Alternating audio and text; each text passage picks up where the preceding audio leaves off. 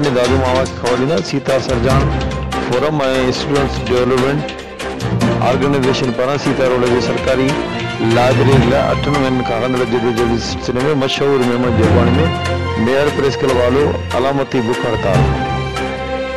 शहजाद मेमन, असद मशहूर, मोहम्मद उमर चांडियो, अवैस मेमन, ज़ैनब मेमन शरीक थिया, जॾहिं त अवामी तहरीक ज़िले दादूअ जे press secretary advocate Zulfikar Chandio, ज़िले लीगल एडवाइज़र अवामी तहरीक एडवोकेट नजीबुर रहमान मैसर, तालका सदर मुश्ताक चांडियो, तालका मेल जो जनरल सेक्रेटरी मंसूर चांडियो, सिंधी शागिर्द तहरीक ज़िले दादूअ जो सदर अब्दुल करीम आज़ाद चांडियो जी अॻवानी में अवामी तहरीक ऐं सिंधी